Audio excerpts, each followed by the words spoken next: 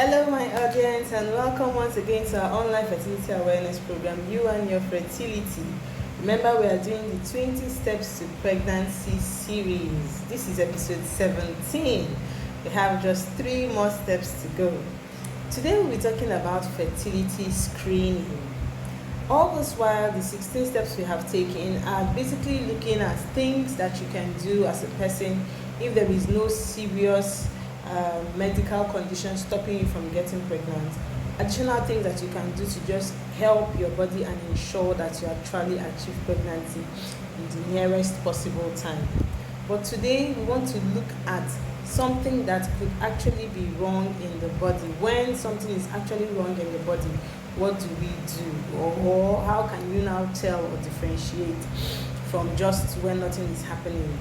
Today we are talking about fertility screening. So if you have taken some of the 16 steps that we have talked about, put them into practice, done all the things that you think are normal that you should have done, and you are still not getting results, then it is time for this 17th step, which is to do a fertility screening. When we are talking about screening, what does it mean? It means to just basically check, look at what is obtainable, what is on ground, vis-a-vis what it should be. Is it normal? Is it not? Is there something else that is wrong somewhere? This is what fertility screening does, and we are doing this screening specifically for the fertility and reproductive health system in the body.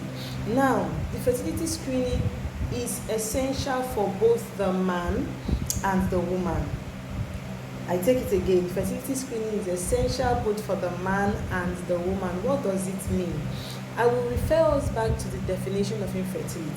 That infertility is the inability of a couple, that is a man and a woman, their inability to achieve pregnancy after 1 year of trying. Okay, so if it is a couple's problem from the definition, then the solution should also follow a couple's approach.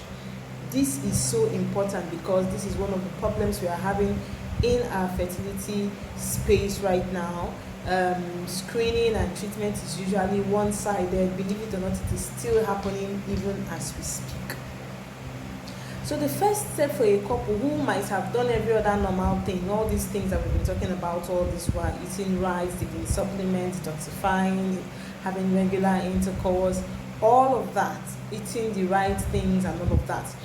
If you have done all of that religiously and you're still not getting results, then it is time for fertility screening. Find out what might be wrong. And I am emphasizing that it is important for the man and the woman to do this screening together. Now, when we want to do screening, what exactly are we looking out for? We have talked, or we have educated that we need a man's sperm and the woman's reproductive system, the eggs, the tubes, the womb, for pregnancy to be able to occur. So when you want to screen, these are the factors you want to check out, look at and see if they are actually at their optimal state and functioning how they are supposed to be functioning. So for the man, you want to check the sperm cells. Are there sperm cells? Are they healthy? Are they the right quantity? Are they the right quality? These are the things you want to look at. So for the man, the screening for the man is called the seminal fluid analysis. Here we check the number of the cells that are present. We check their characteristics. There is the morphology, if they are motor, that is if they are moving properly or even moving in the right direction. Those are very important factors. We want to see their shape, see whether they are in the right shape for them to be able to penetrate an egg to cause fertilization and begin the pregnancy process. We want to screen for infection to know if infection is present in the seminal fluid or in the semen, because we know that the presence of microorganisms can weaken the sperm cells or even cause them to be inactive. These are the things that are done for the fertility screening. Now, it is from the seminal fluid analysis that we will know if we require further testing, like maybe testicular scan or doing investigations for the possibility of varicocele or hydrocele, whether hidden or revealed. Okay, so the first step that a man can just do almost over the counter is the seminal fluid analysis. Very, very important. Then for the woman also has tests that she can do. We have said that the important factors for a woman to be able to conceive are her eggs. Then we want to look at the tubes, and then we want to look at the womb itself. So we start from the last one I said, the womb.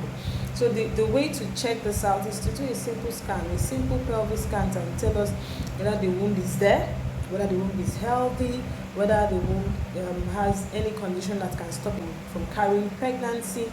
All of that is done with the simple pelvic scan. Then you can also do the transvaginal scan. This one takes a look at the ovaries. Takes a look at the ovaries to see if the ovaries are there, if they are maturing, follicles which will produce eggs, if there are follicles present at all, all of that. There are certain days where the transvaginal scan can be done to ensure that you actually get a look at what you want to see with respect to the eggs and then the ovaries. So transvaginal scan is another test that a woman can do. Then a woman can also do the hormonal screening, that is hormone profile test. That hormone profile looks at the hormones that are responsible for the woman's cycle, whether they are sufficient for the instruction to be given to the ovaries for them to produce follicles, which will now mature to give eggs, if there are enough hormones to make them mature, if there are enough hormones to make them be released, if there is enough hormone to sustain pregnancy when fertilization has taken place. These are the things to look out for when you are doing the hormonal profile for a woman. Men can also have hormone profile. Like I said, after you have done seminal fluid analysis, they can even refer a man to do hormone profile if there are indicators pointing towards that.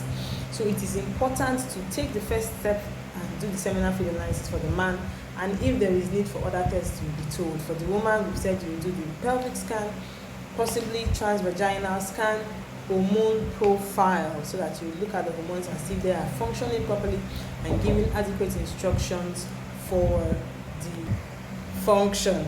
So that is that. Then the final test a woman can do is the one we call the hysterosalpingogram. Yes, big grammar, simply called the HSG. This one takes a look at the tubes to see if the tubes are open. We have already determined that the tubes is where the eggs are released into, it's where the sperm cells get to for fertilization to occur. So fertilization occurs in the woman's tubes. If the tubes are not patent, if they are not open, the eggs will not be released into it, the sperm cells will not get there, they will not meet for fertilization, pregnancy cannot happen. So these are the tests that are basic for fertility screening in both the man and the woman. And we are emphasizing again that it is important that the couple as a team carry out this fertility screening, if possible together at the same time. The advantage of this is that it helps you to pick up all the possible problems on ground, and then you can now know the next steps to take with respect to treatment. Some things don't need any serious major treatment. Some things just need maybe a little minor medical treatment, and then some lifestyle changes or some advices on regulations of proper timing and things like that. But being in the know is the first step to overcoming infertility as a challenge for a couple. So this is just the summary of what you have talked today. If you have tried everything you think you should do, pregnancy is not happening, it might be time to take the next step of fertility screening.